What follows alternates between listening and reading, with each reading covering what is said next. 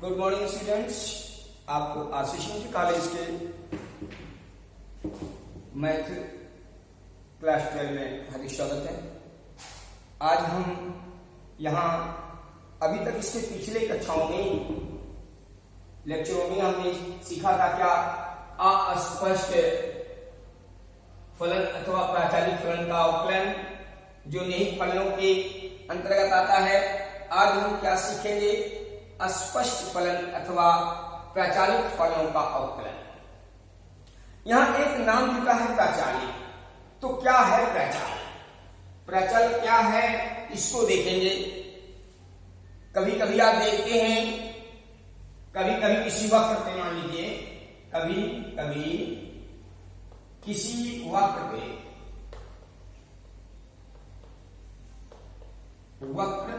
पर स्थित बिंदु पर स्थित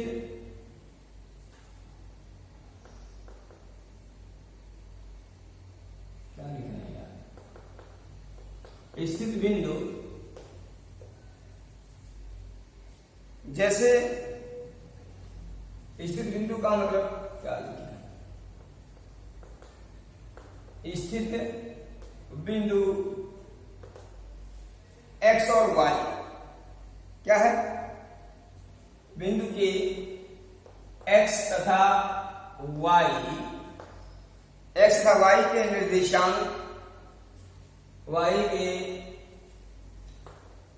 निर्देशांक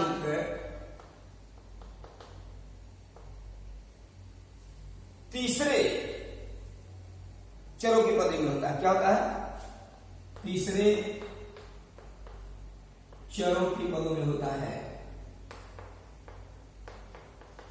पदों में होता है।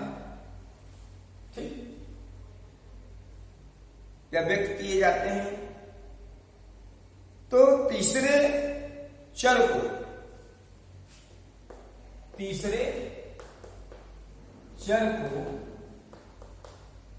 प्राचल कहते हैं।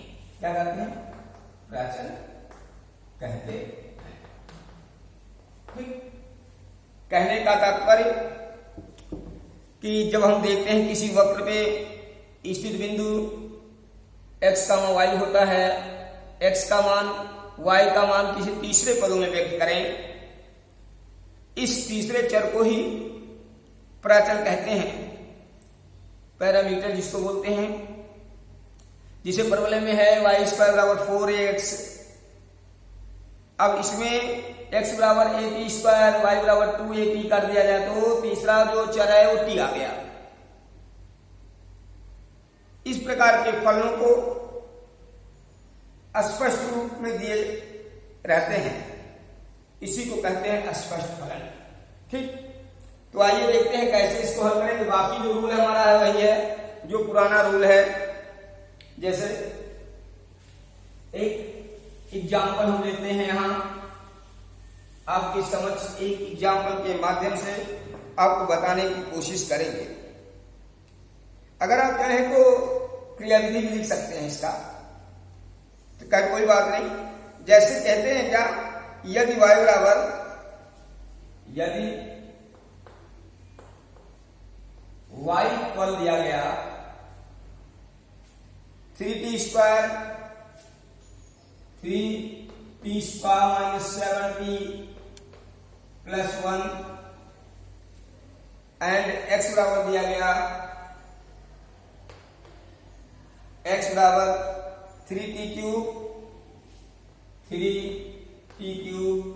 Plus 13t² plus 11t। अब कहते हैं तो dy/dx का मान निकालिए। क्या निकालना है? dy/dx की वैल्यू फाइंड करनी है। ऐसे तो देखिए, अब इसमें हमारा प्राचाल क्या है? ये तीसरा जो चर है t। ऐसे पदों का हम क्या करते हैं अवकलन करने के लिए, इसी को t के सापेक्ष अवकलन कर देंगे, इसको t के सापेक्ष अलग अलग अवकलन कर देंगे। तो यहां से पहले जब इसका टी के सापेक्ष करेंगे, टी के सापेक्ष अवकलन,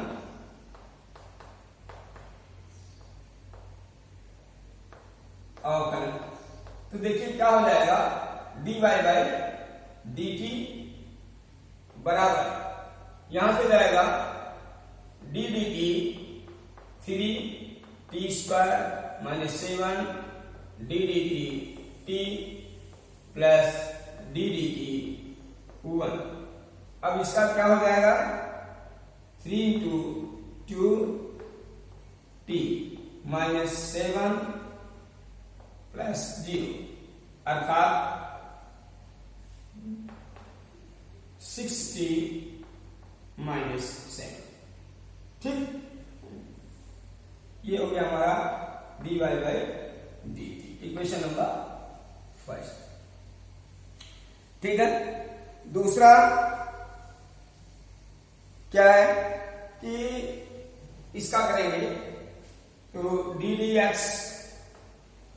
d dt बटे dx बराबर 3 into 3t square plus 13 into 2t plus 11 अर्थात 9t square plus 26t plus 11, equation number 2। अब भाग कर दिए समीकरण 2 से, तो dy बाई dx पर क्या हो जाएगा, जब भाग करेंगे 6t minus 7 by 9t square minus plus 26t plus 11, this answer. ठीक है, तो ये आपका हुआ आंसर। तो इस तरह से हम इसको करेंगे। ठीक है ना, तो ऐसे ही इसमें करते रहेंगे। आइए एक्सरसाइज करते हैं।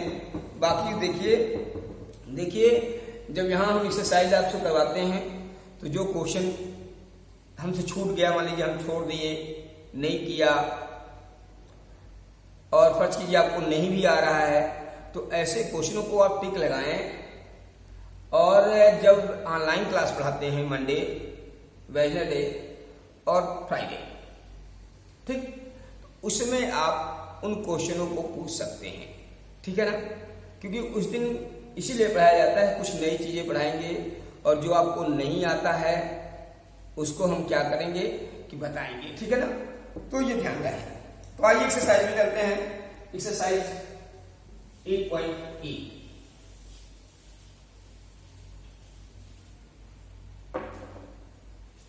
एक्सरसाइज 8.8। ठीक, क्या है, तो इसमें कौन सा क्वेश्चन आपको बता दें। देखिए क्वेश्चन नंबर 4 बताने चल रहे हैं हम। क्वेश्चन नंबर 4 जो इंपॉर्टेंट है, एनसीईआरटी में भी आया है, यूपी में भी आया है। तो क्वेश्चन नंबर 4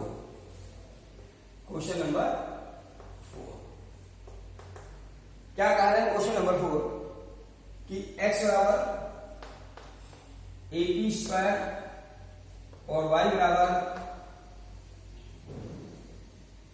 2ab।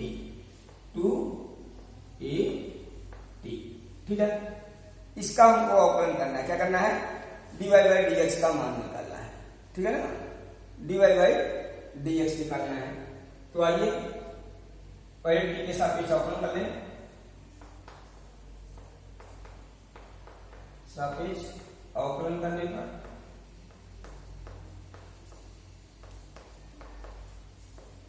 जब अवकलन करेंगे क्या हो जाएगा, d dt dx बटे dt बराबर a two d dt 2t अर्थात 2at।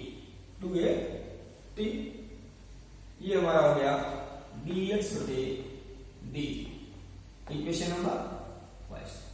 अब y बराबर दिया गया है 2at, इसका भी अवकलन करेंगे तो dy बटे dt equal 2a dd t into T अर्थात 2a, इक्वेशन नंबर 2।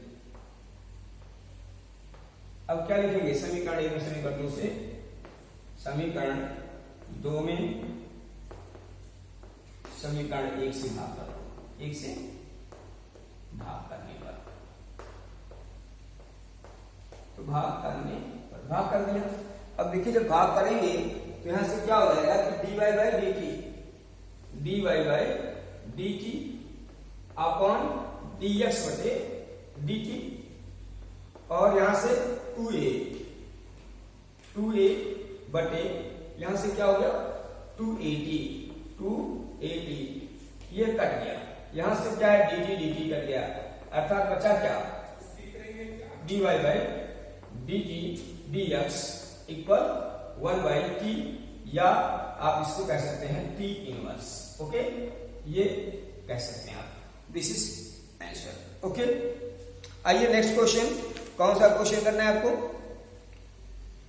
चलिए, हमको सभी चीज दिख रहा है। आप लोगों को जो बताया है कि जो क्वेश्चन नहीं आता है उसके लिए अब क्या करेंगे, जो ऑनलाइन क्लासेस चलता है उसको टिक लगाकर उसको पूछने का प्रयत्न करें, जिससे आपकी समस्या का समाधान हो पाए। ठीक है ना? तो आइए क्वेश्चन नंबर 11 बता देते हैं। क्वेश्चन नंबर 11,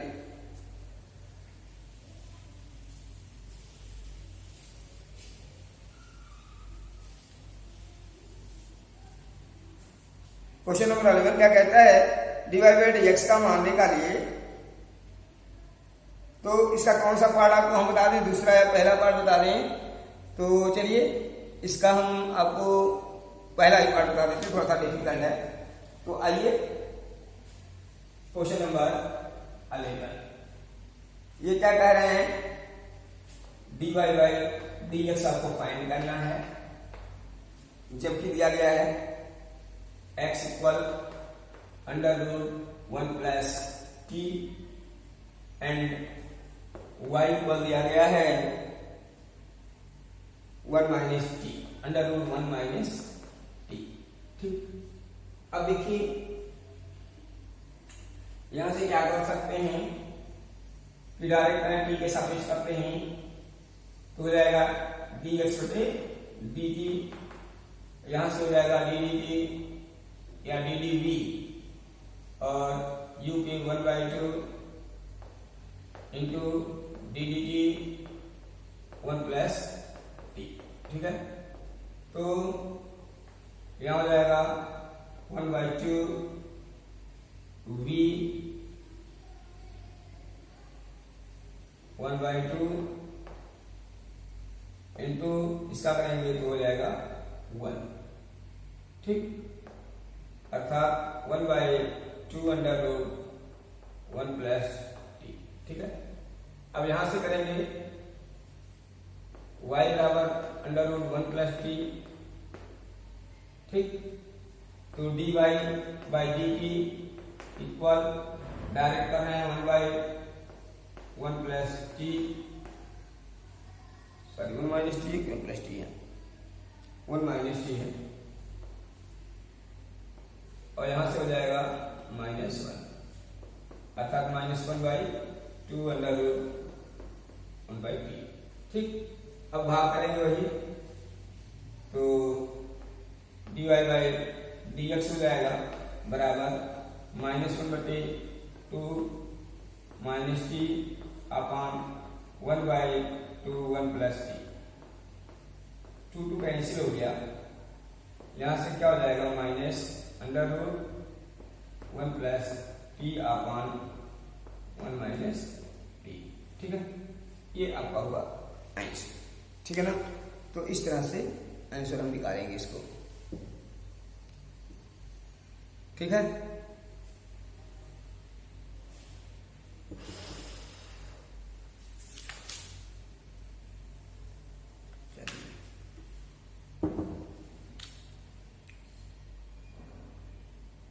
अब देखिए कौन सा क्वेश्चन आपको हम बता दें।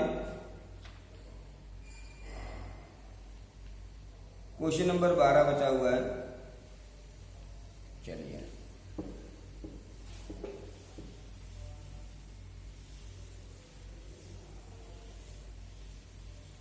क्वेश्चन नंबर 12, इफ यदि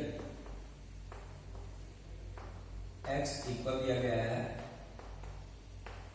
sine inverse 2t upon 1 plus T square,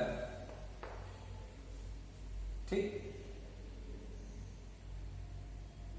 और तथा y पर दिया गया है tan inverse 2t upon 1 minus T square, ठीक। तो सिद्ध कीजिए, prove that dy by dx equal 1। ये आपको प्रूव करके लाने हैं, ठीक है ना। तो देखिए, इसको हल करने के लिए हम प्राचार में यूज करेंगे। तो सबसे पहले काम करेंगे, x बराबर क्या, साइन इनवर्स, इस इनवर्स को हटाने की कोशिश करेंगे, यानी 2t upon 1 plus T square. अब देखिए, यहां मान लेंगे t बराबर tan थीटा, क्या मान लिया, tan थीटा। तो x बराबर क्या हो जाएगा, sine inverse 2 tan theta upon 1 plus tan square theta, और यहां से बिलोंग दैट थीटा इक्वल क्या हो जाएगा, tan इनवर्स t, ठीक है। अब साइन इनवर्स, अब ये देखिए किसका वस्तु होता है, साइन 2 थीटा का, साइन 2 थीटा, अर्थात यहां से जाएगा 2 थीटा। तो x बराबर 2 और tan इनवर्स t, ठीक। इसी प्रकार जब इसको करेंगे, इसका समीकरण 1 मान लो, यहां से ऐसे यहां करेंगे, फिर वही चीज मानेंगे, 2 tan theta upon 1 plus minus tan square theta. तो यहां से tan इनवर्स tan 2 थीटा ये मिलता है, ठीक। अब y बराबर क्या हो जाएगा, 2 थीटा, तो y इक्वल हो जाएगा 2 tan इनवर्स थीटा, ठीक, ठीक है। अब समीकरण नंबर 2 अवकलन कर दें। समीकरण 1 हुआ समीकरण 2 का t के सापेक्ष अवकलन करके समीकरण 2 में, समीकरण 1 में समीकरण 2 से भाग करने पर, 2 से भाग करने तो कर दीजिए। देखिए, यहां से dy बाई dx इक्वल क्या हो जाएगा, 2 अपन होता है 2 1 प्लस टी स्क्वायर, ठीक।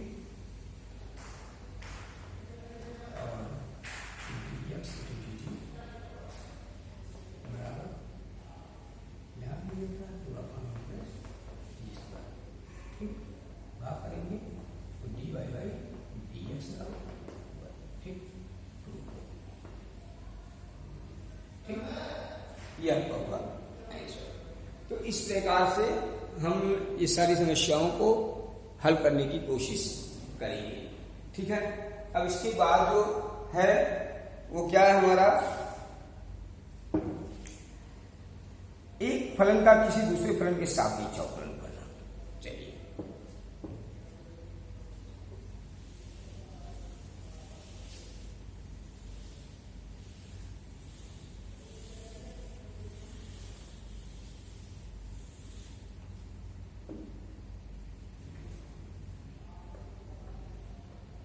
एक फलन का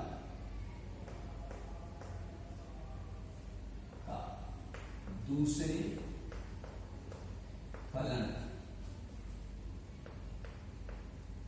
के सापेक्ष अवकलन करना, ठीक। कहते हैं एक फलन का दूसरे फलन के सापेक्ष अवकलन करना। जैसे माना y1 इक्वल f1x तथा y2 इक्वल f2x कोई दो फलन है, दोनों ही x के सापेक्ष अवकलनीय है। इस अनुच्छेद के अनुसार हम y1 तथा y2 के सापेक्ष अवकलन करना चाहते हैं। तो हम क्या करेंगे कि जैसे मान लीजिए y1 बराबर दिया गया है f1, y1 इक्वल f1x, ठीक, f1x और y2 इक्वल f2x, यह जो है दोनों x के सापेक्ष अवकलनीय है, ठीक है। अर्थात तब हम क्या करेंगे dy1 बटे dy2 का मान निकालते हैं। क्या निकालते हैं? मान निकालते हैं। तो कैसे निकालेंगे? का मान ज्ञात करना चाहते हैं। चूंकि y1 और y2 x के सापेक्ष अवकलनीय हैं तो दोनों x के सापेक्ष अवकलन कर देंगे। d1 और d2y2 हो गया, भाग करेंगे, आंसर मिल जाएगा, ठीक है। यानी सेम एक फलन के दूसरे फलन के सापेक्ष अवकलन गुणांक करेंगे। इसमें क्या है, चरण में क्या है, तो u बराबर fx, v बराबर तो u v बटे v इस मान। चलिए आइए चलते हैं सेम पैटर्न पे। आइए जब ये एक्सरसाइज नंबर 9 क्या है, सेम पैटर्न जो हमने कहा थी, एक्सरसाइज 8.9, ठीक। कहते हैं इतना का इतने के सापेक्ष अवकल गुणांक कीजिए, ठीक है। तो इतना का इतने के सापेक्ष अवकल गुणांक करना है। यहां देखिए पहला क्वेश्चन, y1 इक्वल दिया गया है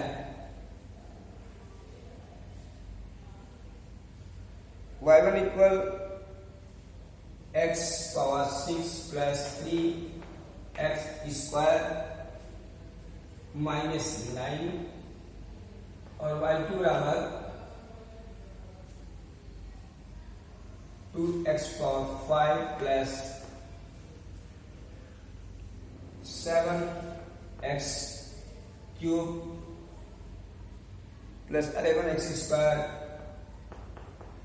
माइनस 17, ठीक। किस आप अवकल गुणांक, तो इसमें क्या हो जाएगा, dy y1 बटे dx x के साथ अवकलन कर रहे हैं 6x power 5 plus 6x minus 0, ये हो जाएगा समीकरण नंबर 1।